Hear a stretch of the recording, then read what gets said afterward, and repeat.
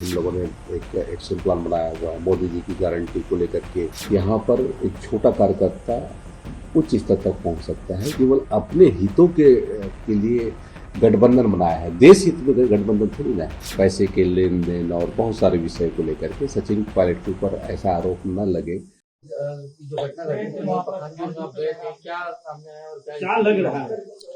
पखानजोर में हमारे भारतीय जनता पार्टी के वरिष्ठ नेता और हमारे जिला के उपाध्यक्ष और पूर्व नगर पंचायत के अध्यक्ष असीम राय की जो निर्मम हत्या हुई, निश्चित तौर से ये न केवल बस्तर के लिए बल्कि हम सब के लिए एक बहुत बड़ी क्षति है।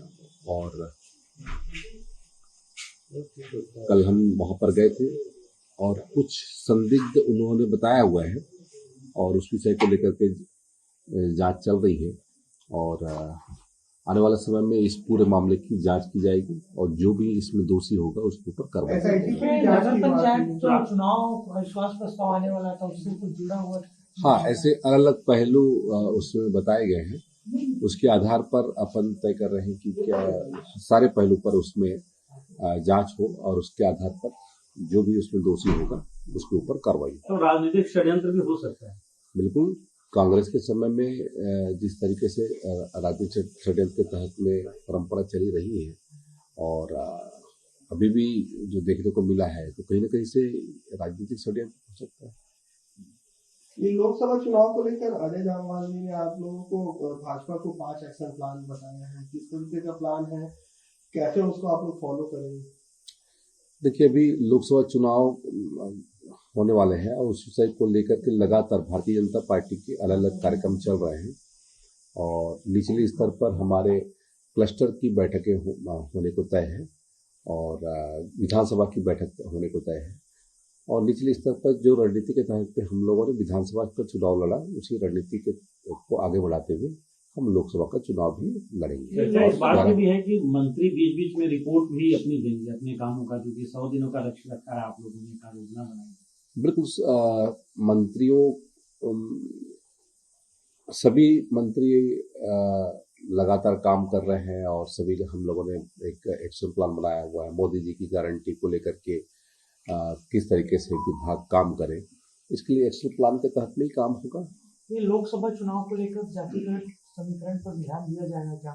और ऐसा कहा जा रहा है कि जो बैठक अभी हुई है उसमें चर्चा हुई कि विधायकों को लाया जा सकता है लोकसभा।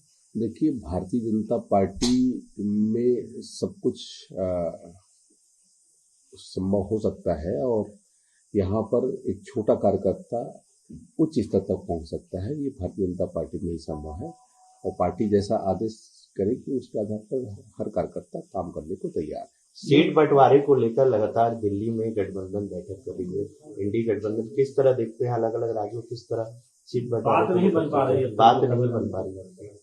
देखिए, इंडी का गठबंधन जिस तरीके से है और उन लोगों का आपसी तालमेल बिल्कुल नहीं है, ये तो पूरा देश जान रहा है और ये तो केवल अपने हितों के लिए गठबंधन बनाया है। देश हित में गठबंधन थोड़ी ना है। देश हित में बात करने वाला होते तो ये एक एकजुट होते हैं। ये तो अपने हित के लिए बने हैं और इनका वास्तविक चेहरा लोगों के सामने आ चुका है। अब ये कितना ही कोशिश कर ले, कितनी गठबंधन स्वागत है और निश्चित तौर पे सचिन पायलट जी आने के बाद कितने पैराशूट यहाँ पर फिर से उतरेंगे, कौन कौन बाहर से आएंगे और उसके साथ साथ कितने लोगों को यहाँ पर वो किया जाएगा। जिस तरीके से विधानसभा चुनाव से लेकर के अब तक लगातार कार्रवाई पे कार्रवाई हो रही है और हमें उम्मीद है कि सचिन पायलट जी जो कहते हैं पूर्व के जो कुमारी शैलजा थी, उनके ऊपर जो आरोप लगे थे पैसे के लेन देन और बहुत सारे विषय को लेकर के, सचिन पायलट के ऊपर ऐसा आरोप न लगे, हमारी कांग्रेस के कार्यकर्ताओं के साथ में संवेदना है। जेडीयू विधायक गोपाल मंडल का कहना है कि अगले प्रधानमंत्री नीतीश कुमार होना चाहिए, मैं खड़गे को नहीं जानता। ये वो कह रहे हैं। मैंने कहा ना कि ये अपने अपने हितों के लिए लड़ रहे हैं, इनका देश हित में कोई वास्ता नहीं है और देश का मन ये है कि आने वाले समय में माननीय मोदी जी इस देश के प्रधानमंत्री हो और भारत का नेतृत्व करते हुए अंतर्राष्ट्रीय स्तर पर एक अपनी जो अलग छवि बनाई है उस छवि को बरकरार रखें। रामलला के दर्शन के लिए भी आप भेजने वाले हैं यहाँ से श्रद्धालुओं को बच्चों को 25 जनवरी को जाएंगे हमारे, क्योंकि पूरा ये छत्तीसगढ़ भगवान राम का ननिहाल रहा है और वनगमन क्षेत्र यही रहा है।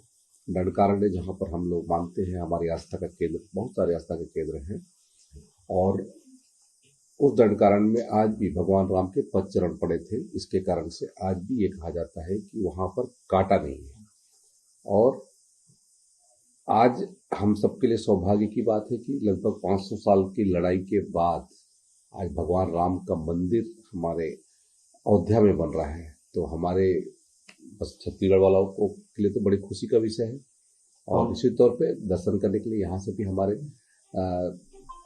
सभी जाएंगे, श्रद्धालु जाएंगे और उसके लिए सरकार कटिबद्ध है। इसके लिए लेकिन राजनीतिकरण का आरोप लगा रही पूरे मामले में कांग्रेस, तो इसको किस तरह से देखते हैं? क्या नहीं, कांग्रेस वाले भी चाहे तो वो लोग भी जाने को आ सकते हैं और भगवान राम सबके हैं, कांग्रेस बीजेपी क्या सबके लिए है, पूरे देश के लिए है और उनको आना चाहिए। इसमें राजनीति करने वाली बात क्या है?